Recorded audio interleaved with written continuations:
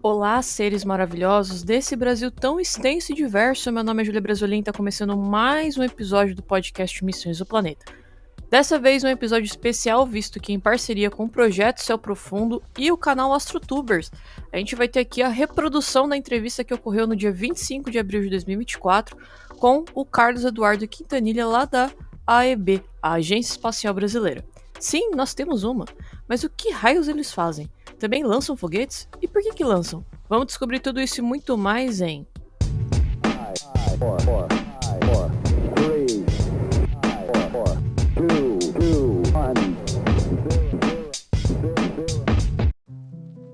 Antes de mais nada, eu quero destacar a importância de satélites brasileiros que monitoram atividades climáticas, desmatamentos e incêndios florestais, por exemplo. Um país enorme como o Brasil precisa mais do que nunca manter, ou melhor, melhorar o investimento nessa e em outras áreas científicas, ou seja, na astronáutica, na proteção do meio ambiente, em planejamentos estratégicos de contenção de desastres naturais diante das mudanças climáticas, com efeitos cada vez mais drásticos, extremos e severos que a gente está vendo aí com mais frequência. E a astronáutica, por mais que muitos menosprezem a sua atuação no Brasil, é de extrema importância nesse sentido, pois não só enviam CubeSats ou fazem lançamentos de foguetes com satélites. A gente vai descobrir melhor na entrevista com Carlos Quintanilha essa atuação. Por exemplo, vocês sabiam que o satélite chamado Aqua foi desenvolvido pelos Estados Unidos, Brasil e Japão? Ele foi projetado para monitorar os fenômenos físicos referentes à circulação de energia e da água da Terra. Isso foi muito importante porque dava para coletar diversos dados de umidade e temperatura da atmosfera, nuvens e precipitação, gelo, neve, temperatura de superfície dos oceanos, e tudo isso é só um exemplo de tecnologia com foco em avanços de descoberta sobre mudanças climáticas do nosso planeta. O satélite tinha 6 instrumentos de medida, ou melhor, sensores, e entre eles o HSB, ou Humidity Sounder from Brazil. O HSB foi desenvolvido para, abre aspas aqui para o Embrapa, detectar dados de umidade atmosférica na troposfera e é o resultado de cooperação científica entre a NASA e a Agência Espacial Brasileira. Foi desenvolvido pelo Instituto Nacional de Pesquisas Espaciais, que é o INPE, para operar a bordo do satélite Aqua, que junto com os instrumentos AIR-S e AMSU-A, constituem um avançado sistema multidisciplinar para estudar e monitorar as mudanças climáticas do sistema global. Esse instrumento forneceu dados de excelente qualidade até 5 de fevereiro de 2003. O radiômetro de micro-ondas do HSB operou em 4 canais nas faixas de 1 a 150 e 3 a 183 GHz. Gerou cenas de 1.650 km de extensão e resolução espacial de 13,5 km. Fecha aspas. O Aqua aparentemente operou ali até mais ou menos 2021 e foi lançado para o espaço em maio de 2002 lá na Califórnia, nos Estados Unidos. Tem também o satélite brasileiro Amazônia 1. Mais recentemente, seus dados deram uma dimensão do desastre climático ocorrido no Rio Grande do Sul, que, como bem pontuou a climatologista Kari Lima em seu perfil no Twitter, abre aspas, as chuvas são sim muito intensas, mas a magnitude dos desastres depende também do grau de vulnerabilidade do sistema. Fecha aspas. Segundo uma publicação na página da AEB, o satélite conseguiu registrar uma área de 160 mil km² que mostra a inundação nas baías hidrográficas que foram mais afetadas pelos excessos de chuva. Abre aspas. O satélite Amazônia 1 está equipado com a câmera de visão larga sensor WFI e fica em órbita baixa a cerca de 700 km de distância da Terra. Desenvolvido pelo Brasil para monitorar o desmatamento na Amazônia, o equipamento consegue ver uma área de 800 km de largura. O sensor desenvolvido no Brasil sob demanda do INPE está instalado no CBERS-4 e CBERS-4A,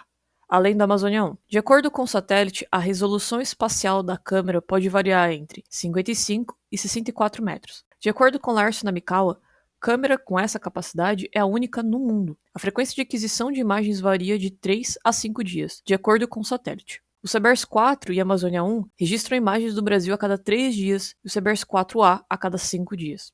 Fecha aspas. Inclusive, o pesquisador Laércio Namikawa, que faz parte da Divisão de Observação da Terra e Geoinformática do INPE, disse no artigo que em casos de eventos de larga escala, como o do Rio Grande do Sul, precisa mais do que nunca de uma ferramenta como a Amazônia 1, ou seja, é essencial porque permite visualizar onde estão os maiores danos, ajudando até a ter uma resposta mais ordenada do que apenas uma baseada em visão local. O pesquisador também é responsável pela Carta Internacional do Espaço e Grandes Desastres, parte de uma iniciativa que reúne 17 agências espaciais numa colaboração internacional. Nessa iniciativa, a ativação adquiriu mais de 800 imagens e mais de 60 mapas disponíveis do desastre do Rio Grande do Sul.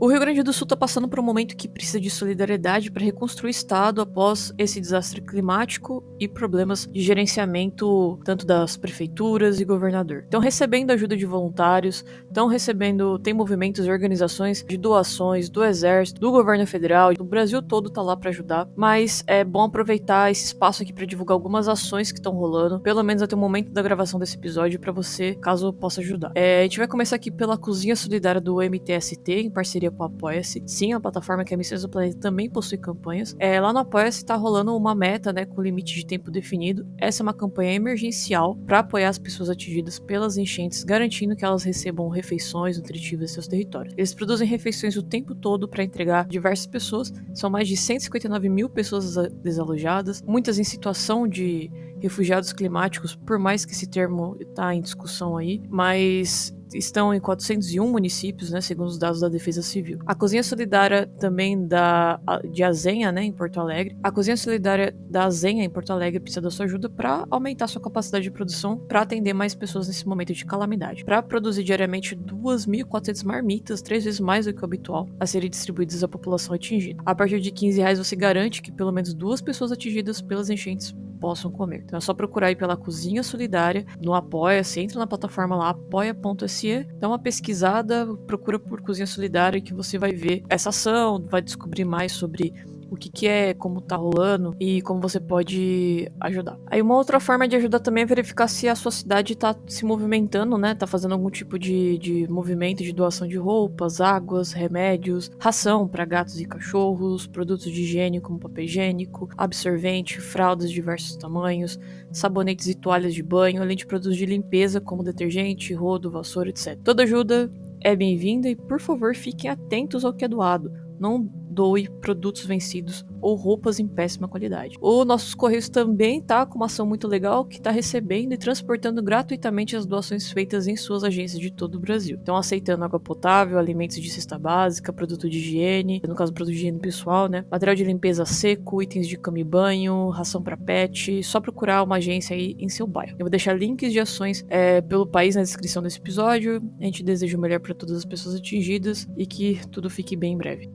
Agora vamos para a entrevista com o Carlos Eduardo Quintanilha da AIB, conduzida pelo nosso amigo Vanderlei Melo do Céu Profundo, com a participação e também conduzido pelo querido Guga Rossi, em parceria do canal AstroTubers. Já deixando aqui meus agradecimentos pela disponibilidade do conteúdo. Foram 2 horas de live. Tentei extrair alguns trechos, tá, dessa live para não ficar tão extenso o episódio. Prefiro vocês assistirem também essa live no YouTube, tá disponível no YouTube. O Carlos, ele mostra algumas imagens muito legais, muito interessantes, não só dos foguetes, né, da EB, mas imagens que elucidam melhor as explicações dele, então eu vou deixar de recomendação. Não mais, vamos então pro episódio para escutar aí a entrevista do Carlos. Aqui ao meu lado, estou com o Guga Rossi, dos AstroTubers, eu sou o Vanderlei, do Céu Profundo, transmissão aqui simultânea pelos 2 canais. Aproveita você que chegou aí agora, já paga seu like aqui antecipado. Se você não gostar, depois você tira. Se não gostar, você pode recomendar a live depois para alguém que você não gosta. E se você curtir, recomenda para alguém aí que você também acha que deveria conhecer um pouco mais do que o Brasil já fez, do que o Brasil faz e do que fará no espaço, né? Guga, seja bem-vindo também. Valeu, Cleite. Sejam todos muito bem-vindos aí, dar o oi natural, né, do AstroTubers, né? Sejam todos muito bem-vindos, muito bem-vindas. Hoje a gente está fazendo aí uma live em conjunto com o Céu Profundo, com o Vand, né? Maravilhoso, já é de outras parcerias e espero que a gente possa fazer outras lives como essa. Então, sejam todos muito bem-vindos e vamos falar um pouquinho de foguetes, né? Não só de foguetes, mas uma coisa que tá lá para cima, né? Além de foguetes, né? O que os foguetes levam, né, lá para cima. Mas e para falar sobre isso, né, vamos apresentar aqui nosso ilustre convidado. Vamos trazer aqui ao palco Carlos Eduardo Quintanilha, da Agência Espacial Brasileira, gerente do programa de microgravidade, e que também tem muito para falar para a gente aqui, não só do que está no espaço, mas dos recursos aqui em solo, né, que a gente usa, inclusive do papel desses recursos aí, inclusive falando em telescópio espacial, a gente teve uma participação importante até no lançamento do James Webb, né? Prazer estar com vocês, gente. Olha, estou muito feliz de ter recebido esse convite. A gente vai falar de muita coisa aqui, não só assim, sobre o Programa Espacial Brasileiro, mas vamos tentar falar um pouco sobre o que é a tecnologia espacial, como que ela afeta a gente, e aí dando a pincelada de qual a contribuição do Brasil, ou qual o estado que o Brasil está em determinada área dessa corrida, né? Desse sonho, né? Que no Brasil ainda está um pouco distante, a gente está precisando de um pouco mais de apoio. Estamos dando uns passos bacanas, mas precisamos alavancar ainda mais o nosso setor e ter programas como esse de vocês, atividades e iniciativas como essa, com certeza vão atrair os olhares de quem toma a decisão e que vão perceber que cada real que a gente insere num programa espacial, numa atividade dessas de monitoramento de recursos terrestres, monitoramento até de clima espacial e de atividade solar, trazem benefícios aqui para a sociedade como um todo. Nós temos assim umas atividades educativas, né, das pedagógicas, por exemplo, a MobFog, que ela traz os estudantes aí para construírem foguetes, para competirem com isso aí. E aconteceu uma coisa interessante nesse final de semana, né? Eu estava lá na MeriFog, lá em Americana, a gente estava dando uma palestra também. Durante a palestra, lá uns 400 estudantes, pelo menos ali, participando da atividade, construindo foguetes, lançando os foguetes lá nível 2 e 3 ali, eu acho que é os de garrafa PET, né? Uhum. E aí eu fiz uma pergunta, né, que quem aqui conhece os foguetes brasileiros, né? Então a gente teve muito pouca resposta, né? Isso é uma coisa interessante, estava ali com a audiência que notadamente tem um interesse por foguetes, tem um interesse por espaço e que não conheciam os veículos que o Brasil fabrica, lança e até exporta. A pergunta foi, para que a gente constrói foguete? Será que o Brasil constrói para ganhar medalha também em algum concurso, né? E muito pouca gente assim sabia para que um veículo espacial existe, né? Então estava todo mundo ali focado em fazer o seu foguetinho de garrafa PET, fazer esse foguete ir o mais longe possível. Fiquei impressionado, que estava lá um recordista lá que fez aquele foguete voar por quase 500 metros, né, 488 metros. Mas muito mais importante do que fazer uma garrafa PET voar, né, é aproximar os estudantes da atividade espacial, conhecer o que é que o Brasil faz no espaço, saber a utilidade disso, porque essas Olimpíadas de foguetes, tudo isso que a gente faz com os estudantes, e aí fica um apelo aí aos professores, professores para mostrar que, olha, isso aqui é um meio, né, não é o fim. O objetivo não é fazer uma garrafa PET voar longe, né? É usar isso aí pedagogicamente para a gente apresentar aí a física do voo, para a gente apresentar a matemática, para a gente apresentar aí a importância de um programa espacial, que vamos concordar aqui que muito poucos países no mundo fazem o que o Brasil faz. Tem país que faz muito mais? Tem. Mas onde o Brasil está com o recurso que tem é desproporcional. A gente faz coisa demais, né? E a gente tem que aproveitar que os alunos estão lá com esse interesse por foguetes e vamos apresentar isso aí, né? Vou falar um pouquinho sobre tecnologias e aplicações espaciais e dando sempre aquela pincelada, né, do que o Brasil faz nessa área. Então, onde começa o espaço? Né? Onde que termina a atmosfera?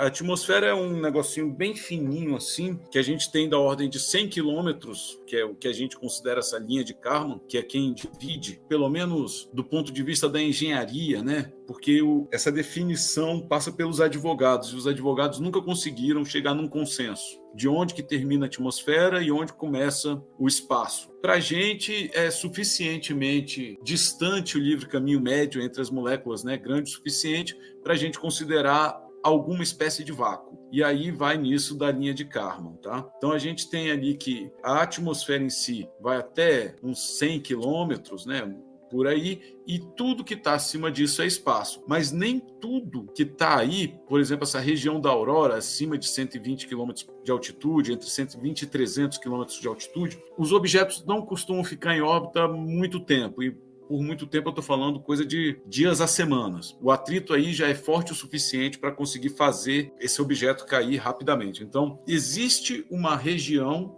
em que só se está de passagem, tá? Acima disso você tem satélites que estão orbitando e abaixo disso você tem balões e vários outros instrumentos que podem passar, mas tem esse caminho aí, e esse caminho é na ionosfera, né? Dentro do que a gente estuda de composição já não é mais atmosfera, mas é ainda, né? Do que envolve a Terra, do ambiente espacial em volta da Terra, estaria na ionosfera essa região aí. Quando a gente pensar em o que é espaço, onde começa o espaço, vamos estar sempre falando dessa linha de Kármán. Tem gente que chama linha de Kármán, o que importa é saber isso, A partir daí, o livre caminho médio entre as moléculas, né, é tão grande, as moléculas estão tão longe uma das outras que elas não têm muita influência, tá?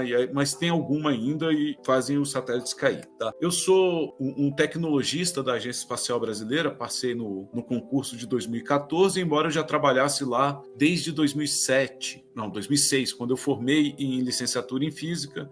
Eu fui contratado para trabalhar no programa EB Escola e desde então eu só saí um períodozinho para fazer mestrado e voltei e estou lá desde 2014, passei no concurso, em 2016 eu fui nomeado e, né, depois eu virei o coordenador de segmento solo lá, onde eu trabalho basicamente com a infraestrutura de solo do INPE, do CLA, do CLBI, do IAE, do IFI e dentro disso tem aquela parte específica do clima espacial que a gente também tem um olhar um pouco mais detalhado. Tá? O Brasil tem um programa espacial bastante antigo, né? Eu trabalho na AEB, que foi criada só em 1994, é possivelmente o órgão mais novo desse, o pessoal chama de ecossistema, né? Todo aí, que começou aí em São José dos Campos com o CTA, depois foi criado o ITA, o CNPq, que é muito importante, deu, né, origem ao grupo organizador do Comitê Nacional de Atividades Espaciais, que virou esse CNAE, que era o Comitê Nacional, que virou o Grupo Especial de Trabalho em Programas Espaciais, esse GETEP, eu esqueci o nome, gente, perdão, que virou um instituto de, naquele tempo não era Instituto de Aeronáutica e Espaço, era Instituto de Astronáutica e Espaço. Você lembra o nome dele, Cleito? Por favor, me ajuda aí. Acho que quando surgiu ainda era o de atividades espaciais, porque da aeronáutica estava no IPD. Isso, atividades espaciais, eu lembrei bem na hora que você falou.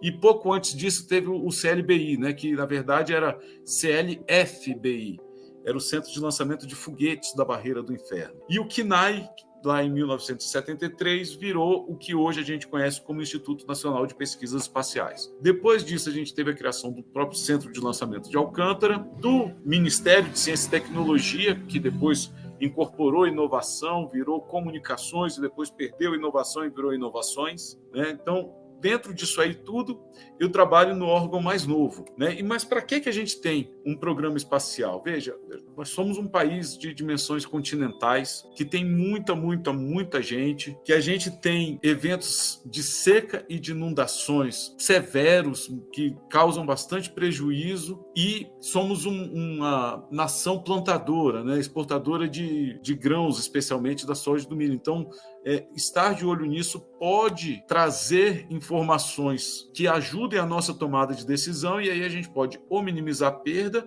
ou aumentar a produtividade em si, né?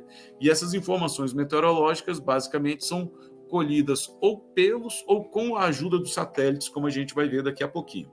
A capacidade de monitoramento em tempo real pode evitar desastres maiores, especialmente quando a gente está falando em caso de incêndio, né? Você detecta um focozinho ali pelo seu sensor de infravermelho no satélite e já pode dar um alerta, já pode informar alguma autoridade local daquilo e tentar conter aquele incêndio florestal. Além disso, as imagens de satélites e as comunicação independente da rede terrestre pode ajudar, né, com certeza vai ajudar a mitigar ou minimizar os impactos de eventos severos, especialmente no caso de desastres naturais. E aí eu cito um caso bastante interessante, quando teve lá aquele acidente com a Vale em Brumadinho, uma equipe da Visiona, que um colega meu, que é o Ricardo Contaifer, ele foi lá com aquela mochilinha, com aquele equipamento, que ele não é exatamente transportável, mas ele é móvel, né? Ele não é para você ficar carregando e comunicando, mas você instala uma basezinha dele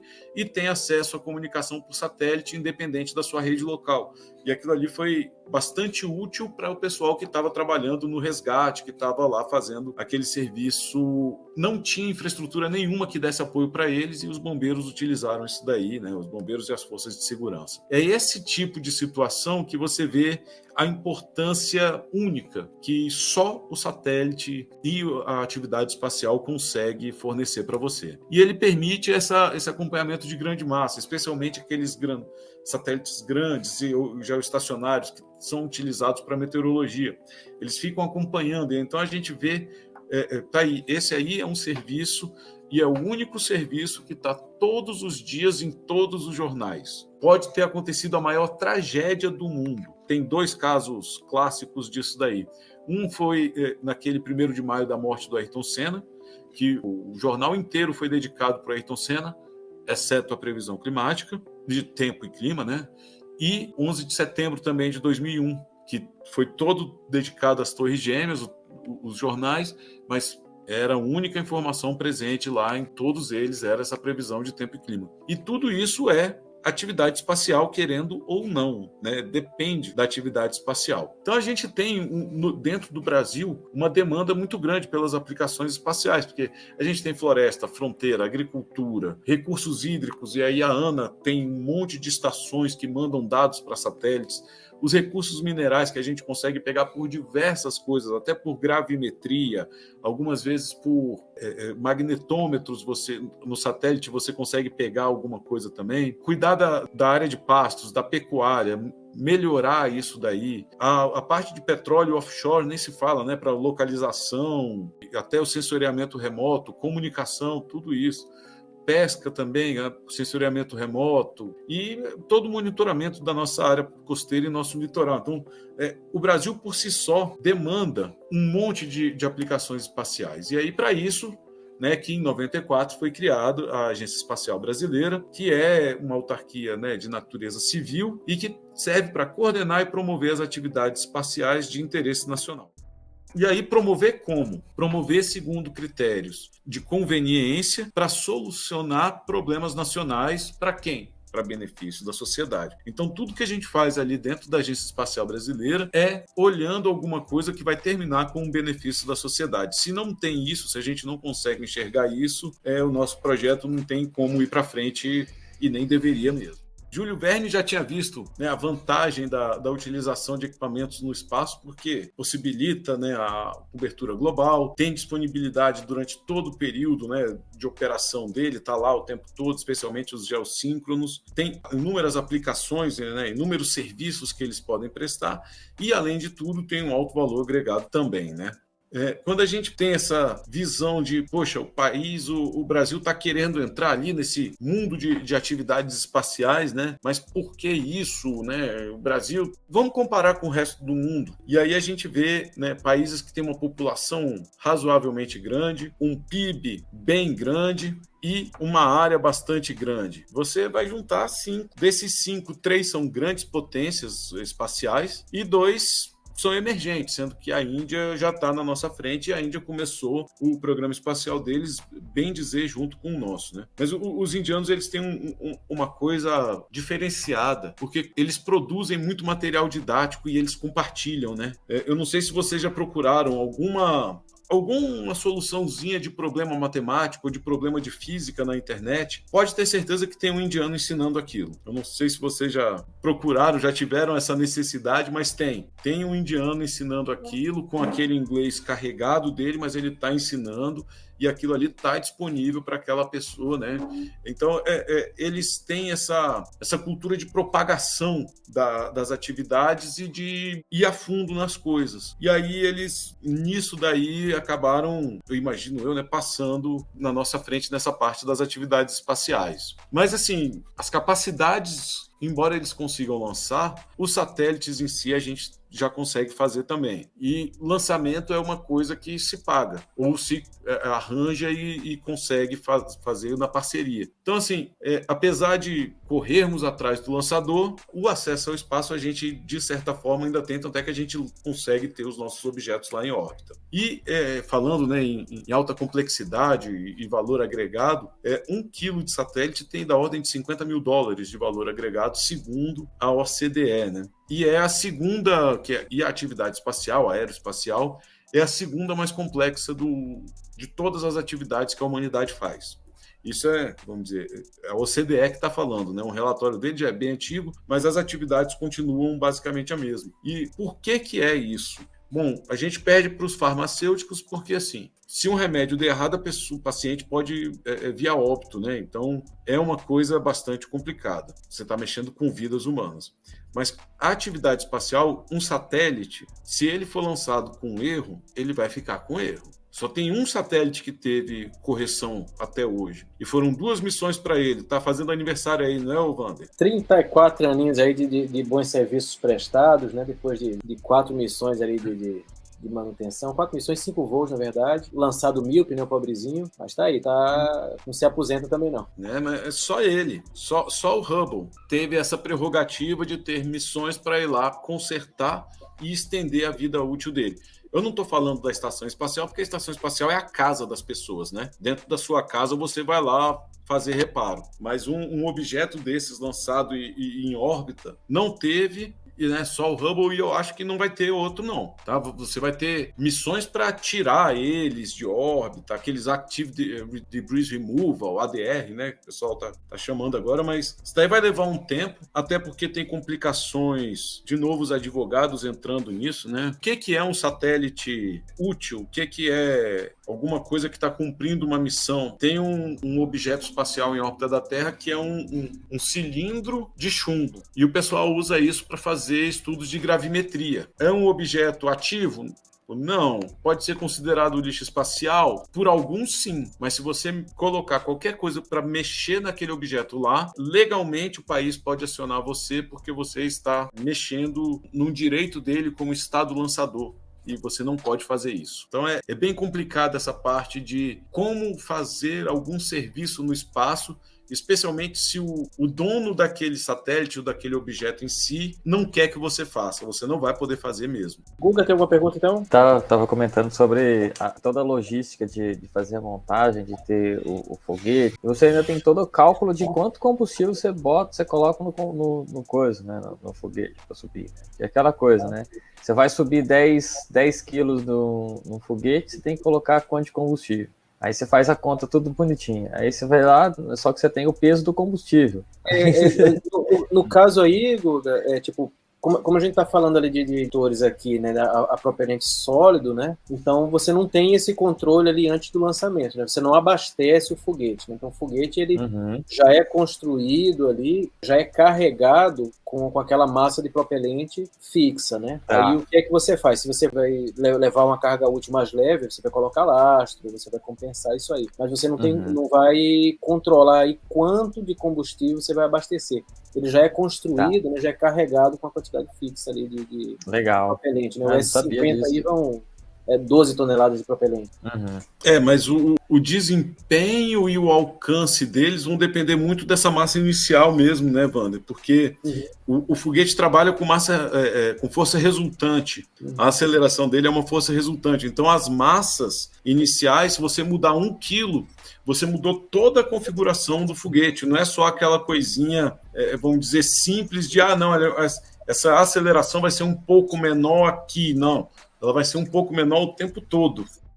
E nós temos 2 centros de lançamento, né, como a gente já falou, Alcântara aí, da Barreira do Inferno, que não fica só fazendo o lançamento, né, mas eles têm a atualização dos equipamentos e a manutenção de tudo isso. O Brasil tem um lançamento de rastreio de engenhos lançados lá de Cabo Canaveral e também de lançamento de Fernando de Noronha já desde 1956. E por que eles faziam esses experimentos aqui? Porque eles precisavam saber como era o ambiente espacial. Eles sabiam que tinha um tanto de radiação, mas nessa época não sabiam nem, por exemplo, que tem aquela magnetosfera com aquela cavidade de Chapman e tudo mais. Na verdade, a cavidade de Chapman era uma hipótese, uma teoria, né? Só com o avanço da atividade espacial e os foguetes andando com aquela sondazinha Langmuir, né, que pega os campos elétricos, e aí você consegue associar uma frequência de plasma com uma densidade com a densidade do plasma que está lá em cima, né? Para cada densidade tem uma frequência de plasma, e aí você consegue ver o que está acontecendo lá e quais são os tipos de radiação e especialmente essas radiações ionizantes que você espera lá. E aí você pode proteger tanto o seu astronauta quanto o seu equipamento como um todo. Grupo de Trabalho e Estudo de Projetos Especiais. Ele que estava procurando um local para a construção de um centro de lançamento de foguetes, aí estava escolhendo Aracati, no Ceará, Aracati é ali onde fica Canoa Quebrada, tá, pessoal? Fernando de Noronha ou Natal. E aí eles estavam buscando o quê? Proximidade com o Equador, suporte logístico, baixa densidade demográfica, baixo índice pluviométrico, um oceano para o foguete poder cair, condições de vento, né, favoráveis, tinha que alcançar a SAMA, né, a anomalia magnética do Atlântico Sul, que agora já é mais da América do Sul, não é só do Atlântico Sul, fosse uma topografia de fácil ocupação e de fácil acesso. E aí, por tudo isso, escolheram Natal. Só que Natal, hoje em dia, ali, essa região da Ponta Negra já não é mais com baixa densidade demográfica. E aí, isso aí tem uma série de impactos que não deixa mais a gente lançar foguetes tão grandes e foguetes de 2 ou mais estágios que não tenham ou teledestruição ou não sejam intrinsecamente estáveis, tá? Então, começou em 64 a construção da Avenida Lauro Klupel Jr., que até hoje é essa avenida principal lá do centro de lançamento da Barreira do Inferno, e algumas equipes operacionais tiveram que ir lá para algumas atividades na França e outras lá nos Estados Unidos, na NASA, especialmente em Wallops. Então, ali, né, uma foto de como era, onde ia ser instalado a direção, o centro de controle e as plataformas. E hoje, como é que está isso daí? Que é exatamente a mesma coisa, tá? Você tem o centro de lançamento funcionando do mesmo jeitinho, pouca coisa mudou. O que mais mudou aqui na frente foi esse Centro de Cultura Espacial e Informações Turísticas. Quem já foi lá, ou quem é de Natal, sabe que ali tem um museu a céu aberto fantástico e é um dos locais de maior visitação do Rio Grande do Norte. Aqui é o caminho para Pipa, tá? Então todos os ônibus que vão para Pipa, tem aquele cajueiro, o maior cajueiro do mundo também, todos eles passam aqui na frente, todos eles param para o pessoal tirar foto. É muito bacana, espetacular essa iniciativa que todo o pessoal lá potiguar teve. E tem aqui embaixo também o Centro Vocacional Tecnológico Espacial, que é uma iniciativa educacional da Agência Espacial Brasileira que tenta trazer o público dessa região. É aberto para outros também, mas para outros é mais difícil aparecerem, até por conta da distância, do custo. Como que eles podem participar do programa espacial? Aí eles fazem o dia espacial, fazem treinamento para professor, tem um monte de coisa bastante bacana que eles organizam e realizam lá. A própria atividade estou com a camisa do Eclipse Anular que teve ano passado, eles que organizaram tudo lá, são grandes amigos, eu tenho muito carinho por todos eles, sou muito bem recebido quando vou lá, e eles têm resultados, mais do que serem bacanas, serem legal, fazer isso, fazer aquilo, não, eles têm resultados, eles têm alunos já entrando mesmo nessa atividade espacial, alunos indo para pós-graduação, alunos indo para empresas, alunos trabalhando no Festival de Foguete Modelismo. Então, eles têm resultado e vão trazer muitos mais resultados ainda. A missão do centro é prestar apoio às atividades de lançamento e rastreio, né? Eles dizem que é preparar, lançar e rastrear. Eu acho que eles fazem muito mais coisa do que isso, né? Eles fazem testes, experimentos, ficam lá brincando com aqueles radares dia e noite, trabalham com telemetria, com protocolo de transmissão, de recepção. Olha, é um mundo todo de eletrônica e telecomunicações, assim, no estado da arte, o que essa turma de centro de lançamento faz. Fora aquela parte de logística toda, tá?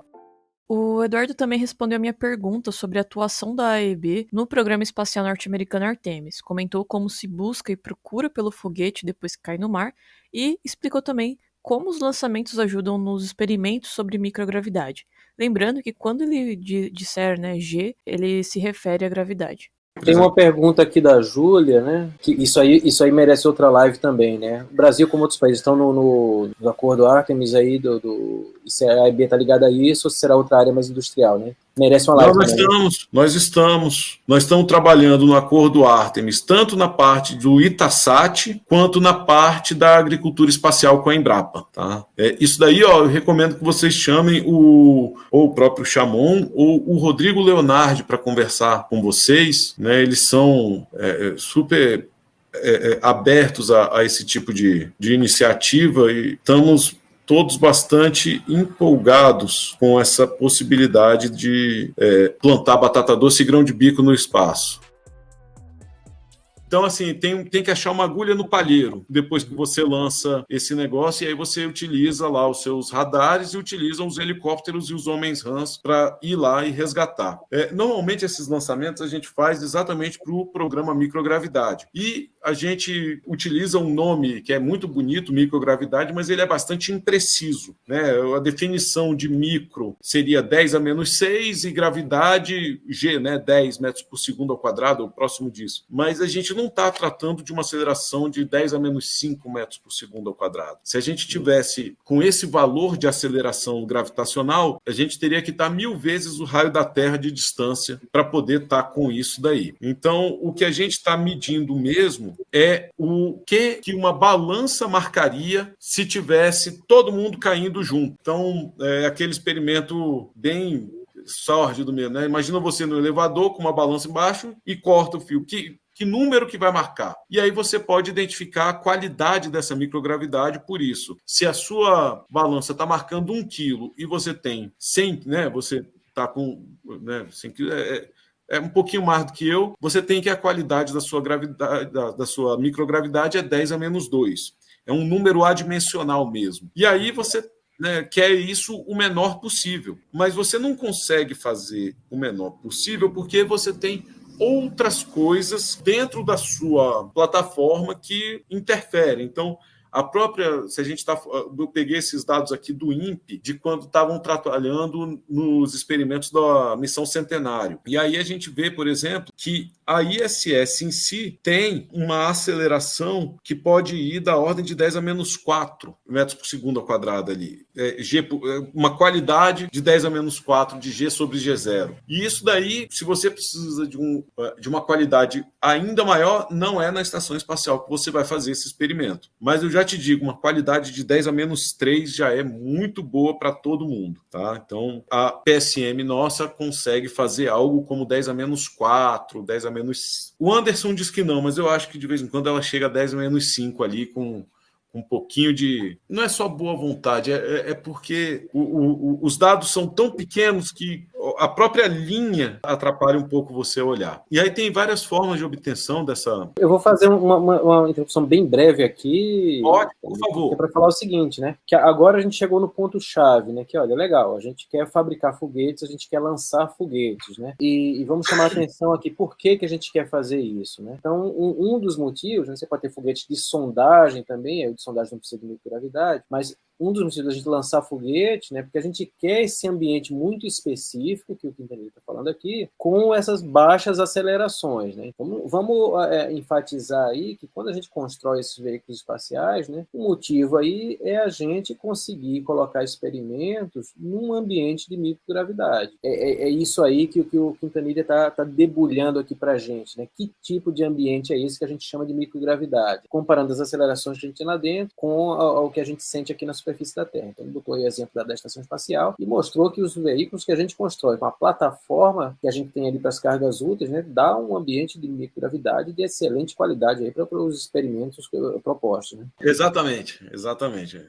Os nossos veículos têm um desempenho tão bom que são exportados, né? A plataforma em si não é utilizada ainda, mas vai ser em breve. A gente espera que essa plataforma suborbital de microgravidade que foi desenvolvida pelo IAE, pela EB, em parceria com a Orbital Engenharia, por uma chamada da FINEP, possa integrar a gente também nesse mercado espacial de foguetes de sondagem e prestador de serviços independentes, né? O que é um satélite e quais são as aplicações na ciência? Comentei no início desse episódio sobre o satélite Amazônia 1, mas agora o Carlos Eduardo trouxe outros exemplos de aplicações e evoluções dessa área. Então, o que é um satélite, né? É um corpo celeste que orbita gravitacionalmente outro corpo, sendo considerado, né, um principal e o outro o secundário, né? As partes de um satélite, né, em geral, são a parte de potência, de bateria dele, né, e de distribuição. Você tem o controle de bordo, né, o computador de controle de bordo, e aí você tem lá as rodas de reação, sistemas de antenas de telemetria, telecomando e telecontrole. Você vai ter magnetômetros e magnetotorques para poder fazer alguma coisa ali de medição e controle de atitude. Você tem os próprios atuadores, que são microfoguetezinhos que estão ali disparando para fazer o apontamento ou a mudança de órbita do satélite. Você tem giroscópios, você tem sensores de sol, você tem telescópios, né, câmeras olhando para estrelas e para identificar o fundo das estrelas e saber onde você está. Isso aqui tudo é parte comum que todos os satélites têm. E aí, o que a gente fez aqui no Brasil foi, vamos criar a plataforma multimissão e colocar tudo isso nessa plataforma multimissão e a gente adapta a nossa carga útil para alguma missão que a gente queira. E aí, isso aí pode ser meteorologia, comunicações, científicas, observação da Terra, pesquisa, tem uma série de coisas, né, que a gente consegue com isso, né? E o satélite está lá para fazer uma aplicação, né? Então, quais são as aplicações espaciais, né, que a gente tem lá na ciência trazendo esse desenvolvimento para a gente, né? Como eu já disse, a comunicação, que o satélite está lá, né, 36 mil quilômetros de altitude e mandando, né, possibilitando uma antena fixa ou próxima de fixa, está mandando sinais e se comunicando o tempo todo. E no Brasil a gente tem o SGDC, o Satélite Geoestacionário de Defesas e Comunicações Estratégicas, que tem a cobertura, ele foi desenhado e projetado para atuar para o Brasil, então tem essa cobertura todinha aqui do território nacional e só do território nacional. Dentro da parte de localização, a gente realmente não tem ainda uma atividade dessa, mas na parte de observação da Terra, sim, a gente já tem, né? O sensoriamento remoto começou com aquelas coisas bem antigas, de aviãozinho precária, né? Simples, mas bastante útil. E a cada vez que a gente vai afastando da Terra, a gente vai tendo uma visada maior, uma visada melhor. Ela é menos detalhada, mas ela é mais completa dentro de algum ponto de vista, né? E você tem o sensoriamento remoto que pode ser passivo ou pode ser ativo. O passivo é como o Amazônia 1 mesmo, né, esse tradicional que está lançado, né, uma câmerazinha. E o ativo é você colocar um radar em órbita e aí você manda um feixe de radar e pega ele de volta e detecta aquilo. Tem projetos e iniciativas brasileiras para desenvolver um satélite radar, especialmente em parceria com outros países. Eu imagino que o que está mais próximo aí é alguma coisa com a China, mas eu não sou dessa parte que trabalha no desenvolvimento de satélites, então é um achismo meu. A plataforma multimissão, ela tinha 4 satélites previstos, 2, né, um é o Amazônia 1, o outro é o Amazônia 1B, Amazônia 1B Aqua, ou até mesmo tem gente falando que ele pode ir para ser o Sabiamá, que é uma parceria que tem entre Brasil e Argentina. Mas um outro que pode também utilizar é o satélite, né, Galileu Solar Space Telescope. E que é um projeto aí que a gente vai ter muito gosto aqui de falar com o professor Luiz Vieira, né? A gente vai ter aí um conjunto de observatórios solares, né? Um aqui em Terra, instalado lá no Observatório do Pico dos Dias. Fica a dica aí para vocês verem o documentário que a gente fez sobre o Observatório do Pico dos Dias, está no YouTube aqui do Céu Profundo. Quem estiver vendo nos AstroTubers, dá uma olhada aqui no Céu Profundo. Além desse que está em solo, um embarcado aí na plataforma multimissão, como o Penelli está falando. Então, olha só, né? Quantos países têm telescópios espaciais? Então, é um clubinho muito fechado, né? E o Brasil está lá, né? Então, não dá para falar que a gente faz tão pouco, que a gente faz pouco, né? A gente faz muito, só que a gente pode fazer mais, né? Agora, o que a gente faz não é pouco, não. Ah, não mesmo, o que a gente faz é com muita competência, né? Passando aqui, né? Todas essas áreas de sensoriamento remoto que tem aplicações para caramba, desde a agricultura até áreas alagadas, úmidas, estudos urbanos, atmosfera, topografia, batimetria, hidrologia, tudo mais. A gente já fez muito com muito pouco, e esse satélitezinho aqui, ó, os SCDs, o SCD-1 lançado em 93, é o satélite em operação mais longevo, né? Você viu essas notícias aí? Isso é tecnologia do INPE. O desenvolvimento foi aqui do povo nosso mesmo. Foi o professor Galvão, na cerimônia de aniversário do EB, se emocionou lá com a homenagem que foi feita ao Dr. Santana, que foi o chefe da engenharia disso aí tudo, como uma grande conquista, que um satélite que era previsto para durar aproximadamente 2 anos em órbita está funcionando até hoje, né? Ele tem suas especificidades e dificuldades, mas ele está funcionando, né? O pessoal fala que ele só funciona mesmo, só consegue mandar os dados bastante precisos e para serem utilizados quando ele está com uma boa incidência solar, né? Mas pô, uma bateria que era lá de trás da década de 90 está funcionando até hoje é realmente bastante impressionante e motivo de orgulho. E olha só, por mais que a gente tente falar do quanto isso é bacana, mas é maior ainda, porque que instrumento, que eletrodoméstico, que equipamento eletrônico de alta tecnologia você tem aí na sua casa, algum lugar, que está funcionando aí há 31 anos, alguma coisa que você tem aí desde... Você tem alguma coisa, algum equipamento eletrônico? Vamos lá, vamos pegar um computador aí de 93, você não tem um computador de 93 funcionando na sua casa. Lembrando que não é nem de 93 o SD, foi lançado em 93, você começou a desenvolver muito antes, né? Então, olha o nível de competência de todo mundo que estava envolvido nisso aí, o nível vamos citar aqui de esmero e manualidade aqui, envolvido nisso aí, para você manter um equipamento desse num ambiente hostil, que é um ambiente espacial, né, funcionando aí desde 1993. Né? De novo, né, a gente não consegue bater palma suficiente aqui para fazer jus ao que a gente consegue fazer aqui no Brasil, né, que é a nossa mão de obra, que nossos cérebros aqui conseguem fazer. E com tão pouco dinheiro, que é importante, né? E aí, assim, a gente trabalha com todas essas áreas. O INPE, especialmente nessa parte de sensoriamento remoto, é referência não só no Brasil, mas no mundo inteiro, né? Então, o sensoriamento remoto... O Gabriel Hickel aqui, ele fez uma pergunta aqui bem interessante. Né? Ele fala que a tecnologia de satélites ficou mais aberta e de custo bem reduzido. Depois do surgimento dos CubeSat, né, da entrada da iniciativa privada. Né? E aí ele pergunta, né, como é que você traçaria um paralelo para veículos lançadores? É complicado, porque veículo lançador, diferente do satélite, ninguém ensina e não é tão fácil fazer os materiais resistentes àquelas altas temperaturas, altas pressões, altas vibrações, e não tem... É ainda mais difícil pegar a tecnologia dos outros. Eu vejo com bons olhos a gente está apoiando a iniciativa privada tentar fazer esses veículos lançadores, mas a gente sabe que eles vão precisar muito, muito, muito do apoio do IAE e do DCTA como um todo, especialmente nas experiências que o IAE e o DCTA têm já nos testes realizados lá atrás, seja com materiais para fazer o invólucro do motor-foguete, para fazer os tanques de combustíveis líquidos, para fazer os sistemas de controle, as redes elétricas de controle, tudo isso acaba dificultando muito o desenvolvimento de um veículo lançador. O sistema de navegação também desenvolvido lá no IAE, né? O Cisnave, né?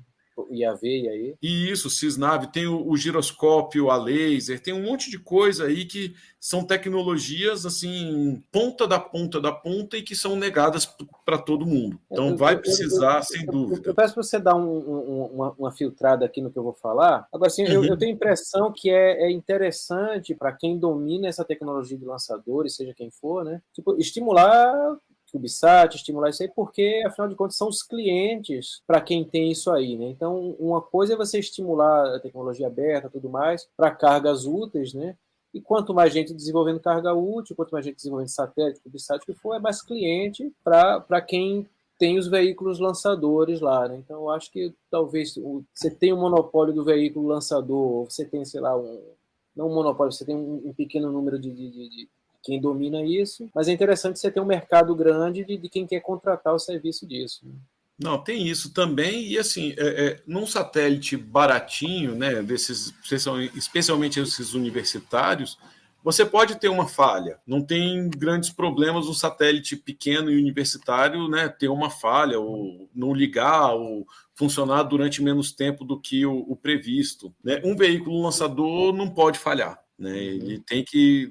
ele é basicamente, né, um frete, e ele tem que entregar aquela carga naquele lugar. Então, eu acho que é mais complicado o veículo lançador, mas eu não vejo com maus olhos, não. Eu acho que, eventualmente, vai virar uma coisa mais cotidiana ter isso acontecendo com as empresas privadas. Aí lembram quando eu falei sobre a Amazônia 1 e suas imagens? O Eduardo explicou e deu exemplos na live sobre o pioneirismo no Brasil em disponibilizar imagens de satélites espaciais. E o Brasil, uma coisa muito bacana é que nós fomos pioneiros na distribuição gratuita das imagens. Então, se você entra ali na página do INPE, sai escrevendo, né, imagens, divisão de geração de imagens, você acha imagens de vários satélites e dos satélites brasileiros, né? Exemplo de uma imagem de campo largo, né, de campo amplo do Amazônia 1, é essa região da Bahia de Luiz Eduardo Magalhães, onde você vê uma série de plantações aí, seja ela usando a técnica de pivô central ou aquelas técnicas normais de quadrilátero. E mas o pessoal do sensoriamento remoto em si consegue identificar qual é a cultura e qual é o estágio que aquela cultura está, só utilizando essas imagens aí, essas composições dos sensores, né? Aqui outro exemplo, né? Essa aqui já é a PAN, cada pixel são 10 metros, e aí você tem os lençóis maranhenses, região paradisíaca do nosso país, é o único deserto molhado do mundo, até onde eu sei. De novo, exemplo da câmera de campo amplo do Amazônia 1, onde você vê nitidamente a região entre Rio e São Paulo, né?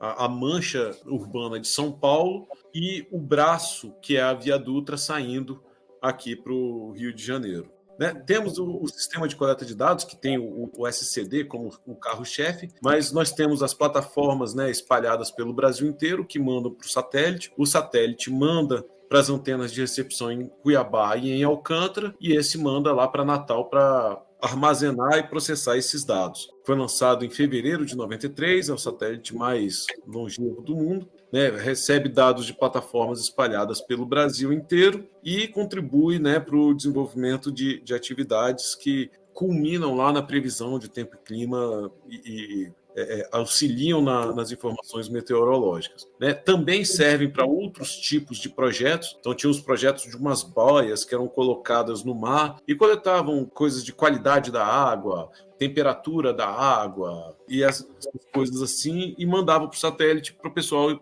da oceanografia estudar. É possível também você ampliar isso daí e colocar sensores também de geofísica, né, ou geologia, especialmente piezoelétricos e sensores de vibração ali para identificar possíveis áreas de risco e tentar evitar desastres como aquela queda que teve no Capitólio, lá em Minas Gerais, ou até mesmo você utilizar em áreas afastadas para cuidar, vamos dizer assim, da sua cultura, né, do seu agropecuária e até mesmo da parte de animais selvagens, né? Em vez de você utilizar aqueles transmissores grandes, você pode tentar trocar por um RFD e colocar esses sensores como se fossem aqueles sensores de pedágio espalhados por determinada área, se comunicando com uma base central e fazendo isso aí tudo, mandar para o satélite e você ter informações rápidas em termos de 1h30, 2 horas do que está acontecendo.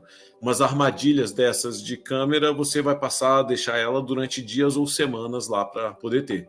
E aí você tem, para desenvolver tudo isso, né, o Laboratório de Integração e Testes, que fica em São José dos Campos, é o maior do Hemisfério Sul, e tem todas as capacidades de fazer testes em satélites até de sensoriamento remoto grandes como o Cibers. Não temos ainda a capacidade de fazer testes em satélites geoestacionários, mas já tem o plano de ampliação para poder fazer isso, né? E aí, para receber os dados e processar esses dados, você tem as estações terrenas, né, de Alcântara e de Cuiabá, e você tem também supercomputadores e outros sistemas, né, que geram os modelos e fazem a projeção do que pode ser o tempo nos próximos dias e o clima nos próximos meses ou até anos, né? O LIT, né, lembrando, ele não é utilizado só para os satélites, né? Ele faz compatibilidade eletromagnética, especialmente em vários outros serviços, incluindo os automotivos. E aí a gente chegou no fim, consegui finalizar e mostrar um pouco de uma visão das atividades espaciais e o que o Brasil faz aqui. Nós temos, deixando aí o nosso contato, né, dgep@aeb, a Agência Espacial Brasileira como um todo, em todas as redes sociais estão à disposição para auxiliar e tentar ajudar da melhor maneira possível a sociedade brasileira. Quintanilha, foi fantástico isso aí, né? Apesar de longa, né, a live, mas aí o pessoal pode voltar aqui e ver aos pedaços. Uma coisa que a gente já vai propor também, tá na audiência aqui com a gente a Júlia Brasolin, que ela tem um podcast muito legal, chama Missão Exoplaneta. Quem ainda não conhece, procura lá, tá no Spotify, tem um monte de plataforma. E a gente já vai propor para ela pegar o áudio dessa live aqui e já fazer um podcast com isso aqui também, porque para isso aqui ter um alcance grande, né? O que a gente quer é apresentar o Brasil no espaço aí para quem o público está lá na educação, para quem é simplesmente entusiasta disso aqui, e mais do que isso, divulgação científica é tornar a ciência de domínio público, né? Então a gente tem que mostrar isso não é só por quem é entusiasta da atividade espacial, não é só por quem é fã de astronomia e de astronáutica, isso é uma coisa aqui que é cidadania, né? Uma coisa que, olha, tudo que você colocou aqui, todas essas aplicações, entrega muito para a sociedade, tem uma cadeia de geração de empregos, de mão de obra especializada, forma muita gente boa, isso aqui é uma coisa que absorve esse pessoal, né? Tanto nessas agências governamentais, nos institutos, quanto na iniciativa privada, então estimular essas áreas aí é uma maneira de a gente absorver todo esse pessoal muito bom que a gente forma, né? Dá para ver que são muito bons, que olha só, o satélite 93 está aí funcionando. Sim. E você vai pegar lá com um computador da Apple, custa-me crer que você vai ficar 30 anos com ele ali funcionando. O meu tá 10, mas tudo bem. Tô precisando de outro. E pedir, né, também para, olha, vamos levar essa palavra aí à frente, né? Você que viu tudo isso aqui que o Brasil faz, né? Então, vamos estimular isso, vamos falar, chega ali na esquina, assim, olha, você tem 5 minutos aí para ouvir a palavra do Programa Nacional de Atividades Espaciais e mostrar que a gente está presente no espaço, que a gente pode fazer muito mais. E aí eu recomendo, né, procurar lá no site da AEB justamente o Programa Nacional de Atividades Espaciais, e tem uma coisa muito legal lá, se vocês pegarem para ler isso, que ela fala lá dos cenários, né? Então tem o cenário 0 lá, que é mantendo o nível de investimento lá de 2021, né? O PNAE, ele é para 10 anos, né? E ele elenca lá também tudo que dá para fazer a partir do momento que você começa a incrementar esse orçamento, né? Então, concordo com a Júlia ali, que não viu o tempo passar, né? Muito obrigado por essa disponibilidade e deixo com você aí para se despedir. As palavras finais aí são tuas. Não, eu que agradeço demais o convite e a sua disponibilidade também de estar aí, de todo mundo ouvindo, né, falar sobre uma atividade tão pouco explorada aqui no Brasil, que é o Programa Espacial Brasileiro, tão pouco difundida, e que seja a primeira de muitas oportunidades e que a gente tenha ainda mais retorno em termos educacionais e que isso gere lá na frente profissionais e mão de obra qualificada, tanto no desenvolvimento quanto nas aplicações dos benefícios, né, e da tecnologia e dos dados espaciais como um todo, né? A gente não fala muito, mas, por exemplo, o Uber é um aplicativo espacial. Sem o GPS ali, a gente não teria nada disso. Então, essa parte da cadeia de serviços decorrentes da possibilidade de você ter um satélite são hoje uma das coisas que gera muito mercado, que gera muito produto, muito PIB, muito dinheiro no mundo. Em algum momento a gente vai chegar lá sim, e tenho certeza que são com atividades e iniciativas como essa sua, de dispor do seu tempo livre, seu tempo pessoal, que podia estar montando um telescópio e olhando lá, você não, está aqui fazendo uma live, mostrando para todo mundo, compartilhando. Para mim é um prazer, eu sempre vou estar disponível para fazer essa e outras atividades e iniciativas como essa, porque a minha formação é essa de ensino de física, né? Eu não consigo fugir disso. Meu professor, meu orientador, desde aqui do tempo de graduação, tinha essa pegada. O professor Luiz Eduardo também, que está aí, tem essa visão de que é necessário também. Então a gente não vai estar nunca longe disso e sempre que precisar pode contar com a gente. Chegando ao fim de mais um episódio do podcast Missões do Planeta, novamente eu quero agradecer o material disponibilizado pelos projetos de divulgação científica Céu Profundo e AstroTubers. Sigam e acompanhem o trabalho deles, eu vou deixar o link na descrição deste episódio. E você conhecia a AEB dessa forma? Deixe seus comentários que eu vou ler nos próximos episódios. Agradecimento também aí ao Carlos Eduardo pela ótima apresentação que ele fez na live. E agradecer também aos nossos apoiadores espaciais, Eleonai Moura, Marcos Oliveira, João Victor Nisi, Natália Palivanas, Masashi Noe, Ederson Peca, Guilherme Bautista, Vinícius Telésio, Ivan Louro, Tana Dominici, Patrick Luan, Mariela Patti e Fernanda Marante. Enquanto isso, pessoal, e até a próxima.